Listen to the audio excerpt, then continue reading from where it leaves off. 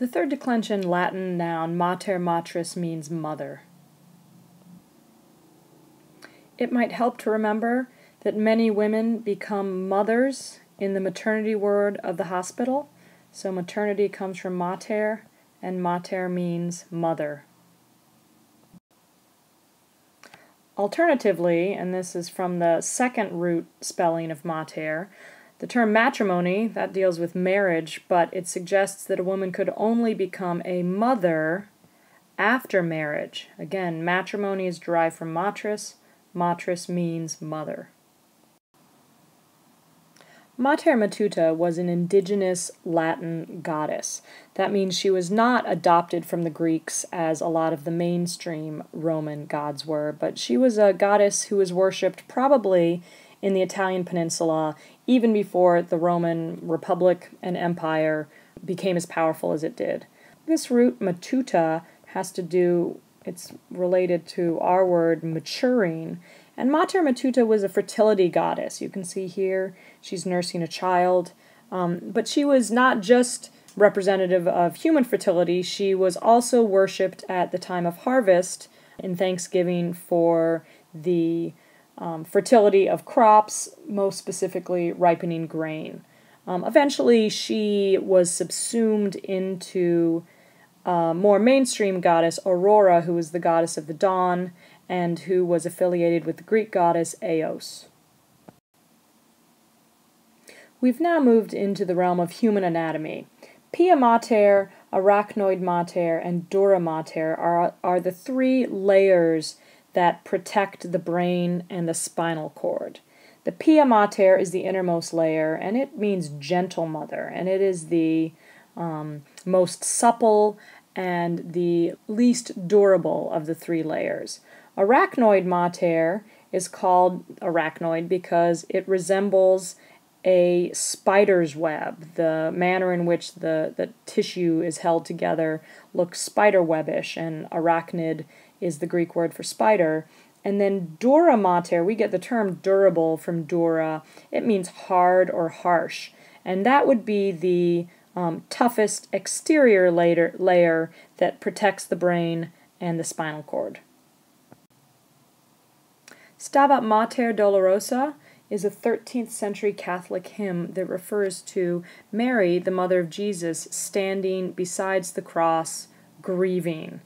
Literally it means the grieving mother was standing.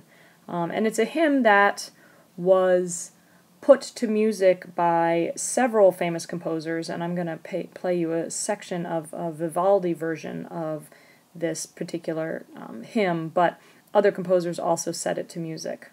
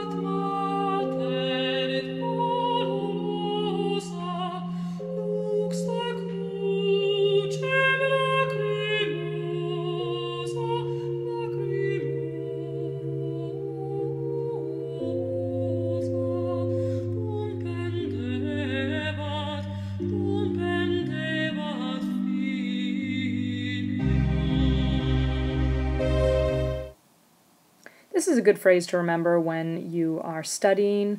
Repetition is the mother of memory. So what brings about memory? Repeating it. So you'll think about this a lot as you're studying vocab, as you're studying endings, as you're studying anything. If you have to memorize something, repeating it over and over again is really going to be a big part of succeeding in that endeavor. The next three phrases show up primarily in academic settings.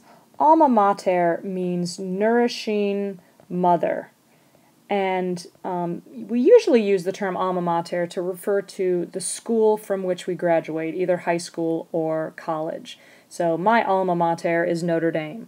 When you guys graduate from St. John's Prep will become your alma mater. Oh, Denise, I've been married to this Hillman graduate for 49 years, and I don't have to tell you how proud he is of his alma mater. Well, he's mentioned Hillman a few times.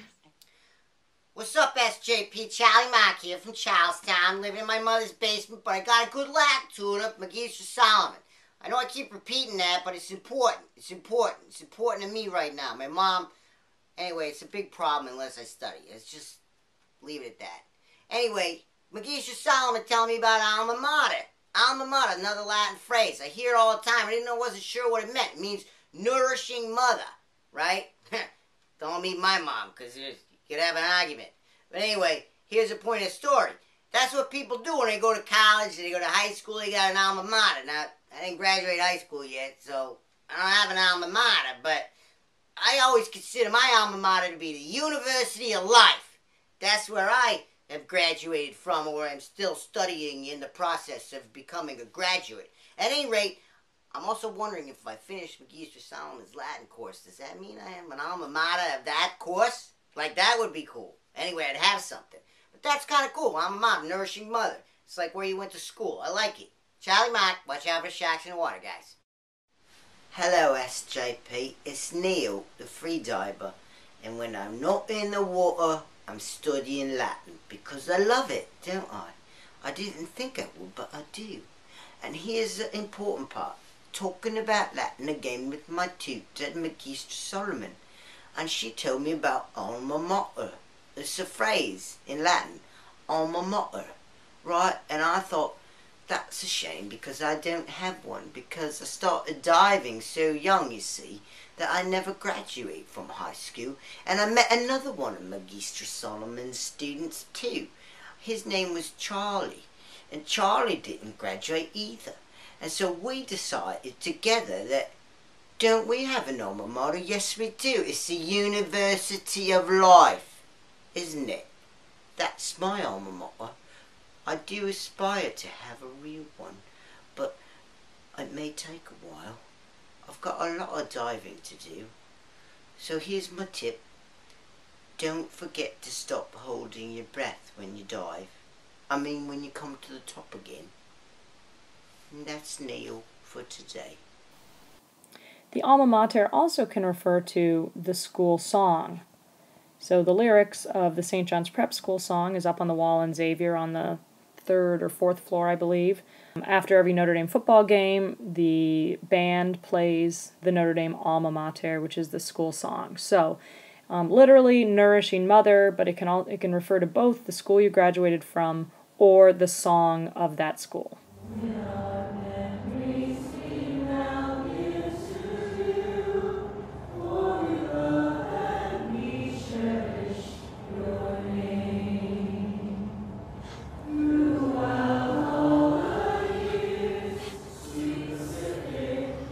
What is that?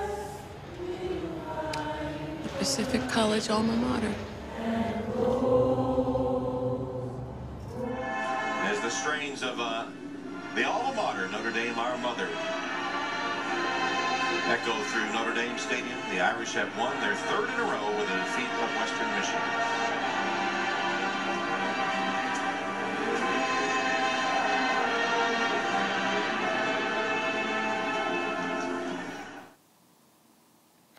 So alumnus is another term that shows up in school and academic settings, and it's not derived from any words in Chapter 1, but it fits in well with alma mater and then the next word.